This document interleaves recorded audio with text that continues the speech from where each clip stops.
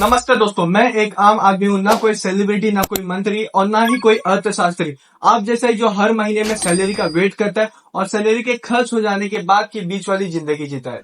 हर साल जब टीवी पर बजट आता है तो न्यूज वाले बड़े बड़े शब्द बोलते हैं, जैसे कि fiscal deficit, capital expenditure, GDP bond, और मैं बैठकर सोचता हूँ कि मुझे इससे क्या।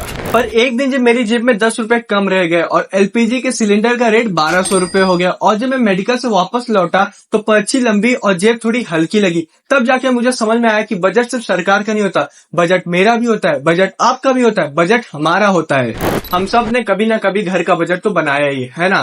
पापा की सैलरी, मम्मी की बचत, स्कूल फीस, लाइट बिल, घर का किराया, राशन, मोबाइल रिचार्ज। तो हम सब महीने के स्टार्ट में बैठते हैं पैसे को लेकर और सोचते हैं कि किस चीज में कटौती करें कि महीने का अंत आखिरी अच्छे से निकल जाए, हमारे पास पैसों की कमी ना पड़े महीने के अंत में। और कुछ इसी तरह सरकार भी करती है, बस फर्क इतना है कि उनका जो बजट होता है वो कुछ हजार करोड़ों में होता है और जो हमारा बजट होता है वो सिर्फ 1000 रुपए में रह जाता है। सरकार तय करती है कि वो पैसा कहाँ से कमाएगी, टैक्स लेकर या फिर लोन लेकर, और वही तय करती है कि पैसा कहाँ खर्च करना है, सेना पर, किसान पर, शिक्षा पर या फिर हेल्थ पर जब सरकार ये निर्णय लेती है तो सबसे पहले असर मेरे और आपके घर पर पड़ती है। हर महीने मेरी सैलरी आती है, मैं सबसे पहले लाइट बिल भरता हूँ, ईएमआई भरता हूँ, स्कूल का फीस भरता हूँ और फिर हेल्थ इंश्योरेंस और पेट्रोल का खर्चा, और बाकी जो पैसा बचता है उससे में घर का खाना पीना चलता है। लेकिन जब बजट में कहा जाता है कि पेट्रोल डीजल पर टैक्स बढ़ाया जाएगा तो फिर मेरे भाई की पेट्रोल नहीं, मेरी जिंदगी महंगी हो जाती है, क्योंकि पेट्रोल महंगा मतलब ट्रक से आने वाले दाल, चावल, सब्जी और दूध सब महंगे हो जाते हैं। और जब कोई सब्सिडी खत्म होती है तो फिर मेरे किचन का गैस सिलेंडर मेरे पूरे महीने के बजट को हिला देता है। कभी आपने गौर किया है, जब बजट आता है और टैक्स स्लैब में हमें कोई छूट नहीं मिलती तो हमारी सैलरी में से जो कटने वाला इनकम टैक्स होता है वो वैसे का वैसे ही रहता है या फिर और भी ज्यादा बढ़ जाता है। अब सोचिए, मैं 1000-1500 रुपए वैसे ही ज्यादा देता हूँ तो फिर ये पैसा कहाँ से कटेगा? बच्चों के घूमने से या फिर शॉपिंग करने से या फिर मेडिकल में या फिर हॉस्पिटल में?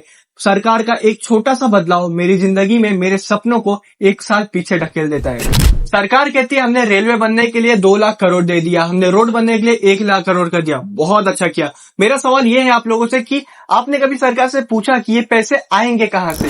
हमारा जीएसटी, हमारा इनकम टैक्स, हमारा एक्सरसाइज ड्यूटी, यही सब जोड़कर सरकार अपना बजट बनाती है। तो जब वो पैसा मेरे वापस नहीं रहता, मेरा मोहल्ला वैसा का वैसा ही गंदा रहता है, अस्पताल में दवाई नहीं मिलती फ्री में और स्कूल के टीचर्स प्रेजेंट नहीं होते स्कूल में, तो मैं सोचता हूँ क्या मैं काउंट भी हो रहा हूँ? अगर मैं किसान हूँ और सरकार एमएसपी बढ़ाती है तो मुझे थोड़ी राहत मिलती है। अगर मैं बिजनेसमैन हूँ, सरकार कॉर्पोरेटिव टैक्स को कम करती है तो फिर मैं खुश हो जाता हूँ। और अगर मैं नौकरी पेशा हूँ और सरकार टैक्स को कम करती है तो मुझे थोड़ी राहत मिलती है। लेकिन जब सरकार कहती है कि राहत नहीं दी जा सकती, बजट सीमित है, तो मुझे याद आता है कि वो नेता लोग करोड़ों रुपए प्रचार में, रैलियों में उड़ा देते हैं और प्लेनों में उड़ते हैं और बहुत सारा पैसा, करोड़ों रुपए अनाउंस कर देते हैं नए नए प्रोजेक्ट्स के लिए। तो फिर मैं सोचता हूँ क्या मेरे लिए बजट में कोई भी जगह नहीं है? हर बजट में कुछ शब्द आते हैं, फिस्कल डिफिसिट घटाया गया, कैपिटल एक्सपेंडिचर को बढ़ाया गया। तो क्या आपको याद है कि आपने कभी दवा की दुकान से ये पूछा कि भाई ये दवा का फिस्कल डिफिसिट कितना है? नहीं ना, क्योंकि आम आदमी को फर्क पड़ता है सस्ते राशन से, सस्ते अनाज से, सस्ती दवाइयों से, ना कि नए शब्दों से। हमें ये फैंसी शब्दों की जरूरत नहीं है, हमें जरूरत है तो फिर रियल रिजल्ट।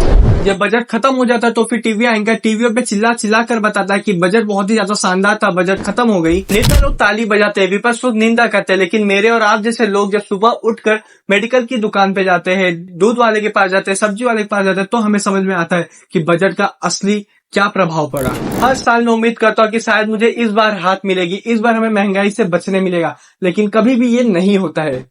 और मुझे ये भी समझ में आ जाता है कि बजट खत्म होने के बाद कभी भी ना तो सब्जी सस्ती होती है, ना दूध का रेट गिरता है, ना बिजली का बिल कम होता है, सब वही का वही रहता है। बस कुछ बढ़ोतरी मिलती है तो वो टैक्स में और लोन में। अपने राशन का बिल देखना, दवाई का रेट देखना और पेट्रोल पंप पर मीटर पे रेट देखना। क्योंकि बजट वो नहीं है जो संसद में बोला जाता है, बजट वो है जो आपके जेब को महसूस बनाती है। और अगर आप चाहते हैं कि अगला बजट आपके लिए तो फिर बोलिए, सुनिए और समझिए, क्योंकि एक जागरूक नागरिक ही देश को बदल सकता है। मैं एक आम आदमी हूँ, लेकिन जब मैं जागता हूँ तो देश बदलता हूँ। अगर आपको मेरी बातें सच्ची लगी तो वीडियो को लाइक कीजिए और वीडियो को शेयर कीजिए और हर देश के नागरिक के पास पहुंचाइए, ताकि हर कोई बजट से अवेयर हो जाए। क्योंकि लोगों को समझना बहुत ही ज्यादा जरूरी है कि बजट उनकी जिंदगी में कितना ज्यादा महत्व रखता है। तो मैं मिलता हूँ आपसे अगले वीडियो में, तब तक चैनल को सब्सक्राइब करके रखिएगा।